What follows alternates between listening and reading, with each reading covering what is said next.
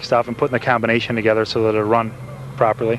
Let me give you a little quick speech about this, folks. That is the part that's interesting about this, is that he did go with a Pontiac engine. Here's the problem that all hot rodders face. The Chevy engine makes so much sense. They're excellent engines, they make tons of horsepower, and you can do those engines for anywhere from half as much to sometimes 75% less building a Chevy than anything else. So when you take on another kind of car, you're saying to yourself, well, I'm probably not going to make it better, I'm going to spend a lot more money. But there is something about being kind of unique. Definitely. It's just, you know, for everybody's taste, and I just prefer the Pontiacs, and we know how to make them run, put the parts in it that are going to make the horsepower, and I just like to keep it, you know, all Pontiac if possible. You must be an Arnie the Farmer Beswick fan. Have been since I was about 4 years old. We've been out to the US 30 drag strip running cars with my father, and so he's kind of the patriarch of the Pontiac crew, so he's the guy that everybody follows. Well, your follows is the right word. He wins all the time. Yes, Chris? Just real quick, fast car? I haven't run it. It makes about 430 horsepower on a low compression motor. It's 9 1/4 to 1. I haven't run it yet, but I would think it'll be probably a mid to high 11-second car without any nitrous or anything on it. Okay, one thing real quick on these cars, for folks that don't remember them, I remember, what year is this piece, Bobby? 1963. Okay, 1963 Tempest. These cars originally had half of a V8 engine, and it was literally half of a V8. They took the Pontiac 389 engine, chopped it in half, so they ended up with a slant 4. The slant 4 was connected to the rear wheels in a very unusual way. They had a tube that had a flexible drive shaft in it, almost like a big piece of cable that would be used for heavy construction equipment. So you had a flexible drive shaft so it could arc underneath the car, giving it a lower floor line, and they had the transmission on the differential, so it was a transaxle in the back. Obviously, all of that stuff is gone now, because this thing is pure hot rod. Let me make sure we keep Karen in on the act. Karen, sorry we left you out. If you would, tell the folks. Don't go away, folks. We'll be right back. Of course, everyone is familiar with the numbers 409. We found an example of the car that created the notoriety.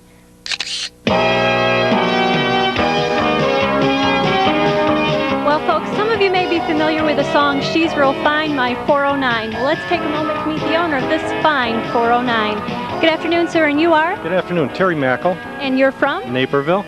And Terry, what can you tell me about this car of yours? I just bought it last fall from a gentleman in Wisconsin, and I love it. One thing I've noticed about it is everything in it is red. It's red. It's a beautiful car. It's all original. So you haven't made any changes to the car at all? None whatsoever. Just put the gasoline in it and drove it. And do you drive it for pleasure, or is it strictly out here just for show today? It's for pleasure. I put about 400 miles on it this spring. Well, that's not a lot, but then again, we haven't had such great weather. Bill, why don't you come on here and ask some of the technical questions? Karen, I'm going to preach to you, and I'm not even going to ask questions. I want you to step over here. This is not a car that you would modify in any way. This is an original 409. You don't touch cars like this. These things have become icons in American history. You know what I'm talking about 409? Do you know what that means at all? Vaguely. Step over on the other side of the car. Step over there. I'm going to show her, folks. I want people to understand what this is all about. What this is all about, you see this badge here? Mm-hmm. It says 409? Yes. Okay, that's the most important part of the car. If you look under the hood, notice that the valve covers are kind of scalloped here like this and like this. You notice that? Yeah. That was how the original Chevy big block engine was that they came out with in 1958. It was 348 cubic inches. It had the scalloped valve covers. They later enlarged it to 409 cubic inches, and eventually they had just a few that they made with 427 cubic inches. If you look underneath the air cleaner, and this is the air cleaner, kind of duck your head down a little under the air cleaner, okay. Just tuck your head down more, you will see two 4-barrel carburetors. Oh. See? Okay. Yeah, okay. Two 4-barrel carburetors. So this was the 409. They also made a 340 horsepower 409, which was one 4-barrel carburetor with a hydraulic lifter camshaft. This was the muscle car of all times back then, was the 409 Chevy with a 4-speed. And if you back up, take just a look here.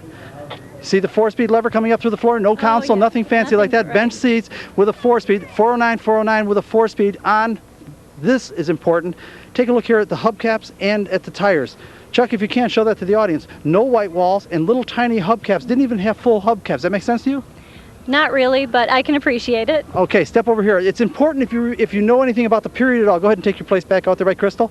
It's important if you knew anything about the period at all that at the time when these muscle cars first came out, it wasn't like they are today with the the Camaros and all the Chevelles that they have today. At the time, you bought the least expensive car. Two-door sedan, although this one is a bubble hardtop, but a two-door sedan. They had rubber floor mats, no carpeting, and bench seats, no bucket seats, and the reason is those were the lightest cars you could get.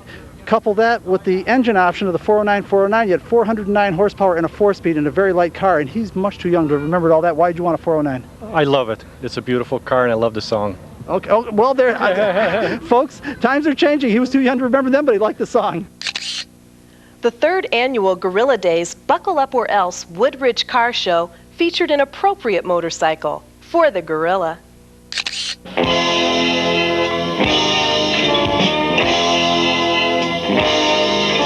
I've got about 27 stories here to talk about. First of all, not the, it's obvious. The thing is, we've got the world's largest motorcycle here. That's one part of the story, and you are?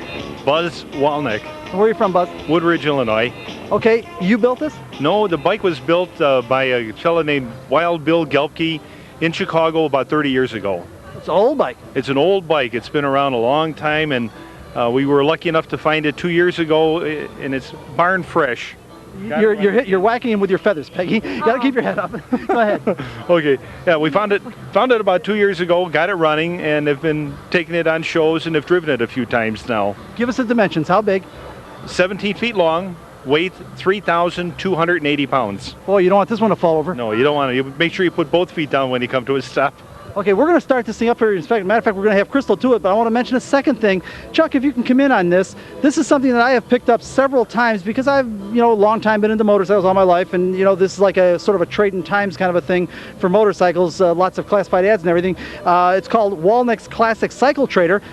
What I didn't know is that this is the Walnick, and you're local. I'm local. Well, I was surprised. I thought it was a California or a Texas guy or something. No, the magazine goes nationwide, but it just happens to come out of this area. Well, I didn't know that. We should boast of that a little bit, that we've got one of these publications coming right out of this area. Crystal, I want you to go ahead and do your stuff. We did practice this. We'll see how it goes. See that? She did it the first shot. What do you want to show us, Buzz? Okay. Now, in order to show you how the steering works on the bike, or for parking, there's a hydraulic system, which is controlled from here. Okay. Oh, he's got hydraulic rams here. I just saw him pick it up. Go ahead and put it down. Okay. For a 3,000-pound bike, you need a good kickstand, and that's a great kickstand. And it actually lifts the bike off the ground, and then you can turn the steering. Okay, if you would step on that side, Buzz. Go ahead and turn the steering again if you would so the audience can see the wheel. The front wheel is now completely off the ground. Anything else you can show us? Anything else? Not in particular. We're not going to take it for a ride. No, we're not going to go for a ride. We'd be afraid that the thing would fall over on it. Girls, the two of you together, tell the folks. Don't go away, folks. We'll be right back. Time was running out, and there was much we hadn't seen.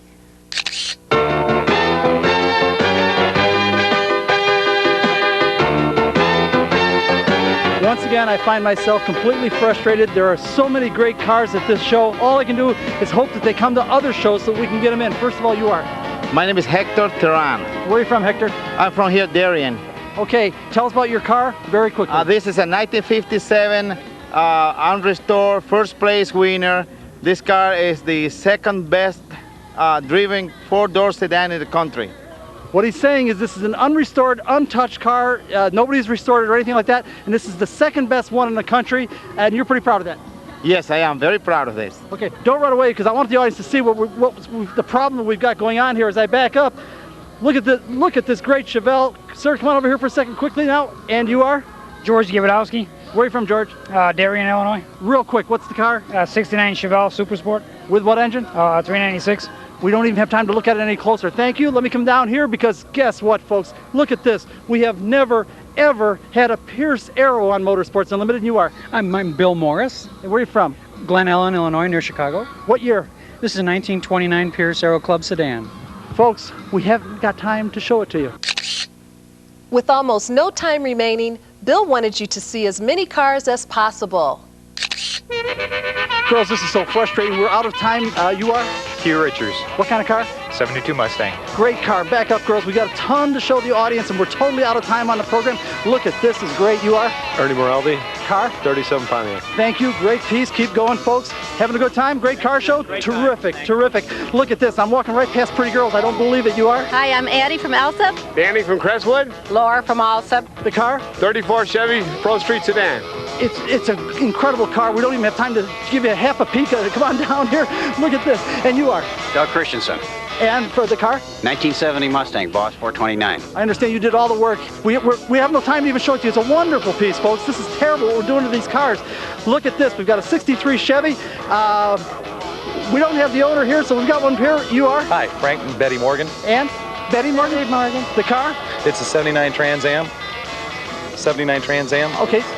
403 engine, 455 heads, cam, Pro Street. It's an incredible piece. We don't have any time. Come on, move on. Thanks. I wish we had more time. Look at this. Corvairs. These folks got to know where the Bear shop is. You are? Yes, I do. Paul Daynard. And? Chris Daynard. The car? A 69 Corvair convertible. Boy, rare piece, Chuck. Take a look at that. Show that to the folks. Keep right on coming. Go over there, girls. We got to go over to the Chevelle now. All the way over to the Chevelle. Come on, keep coming. We're chasing them all over, folks. I don't know how to get all of these cars on the show, and I hate to leave anybody out. Look at this. We've got a whole family. Who want to know what you do at a car show on 4th of July? You take your whole family. You are? I'm Ray Cardia, Dottie Cardia, and Donna Cardia. Well, I'm giving them, you can talk. Fine, I'm Dottie Cardia. I'm Donna. Okay, the car? It's a 1966 Chevelle Super Sport. Great, girls, let's go.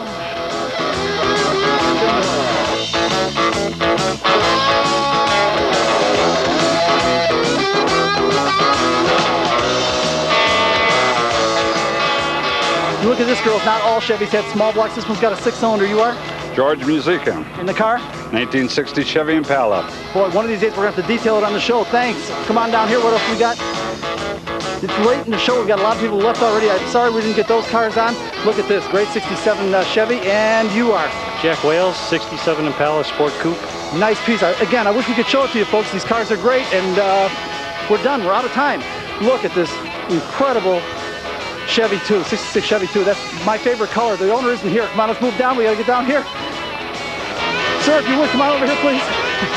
Again, step right over here so we can see the car. And you are? Frank Finger. In the car? 1968 Chevelle Super Sports. Oh, I wish we had time to show it to the folks. Come on, girls. We're off in the far corner of the car show. You are? Rod Engelhardt. What kind of car? 1956 Chevy Bel Air. Most importantly, we want to make sure we get the girls on camera. You are? Melissa.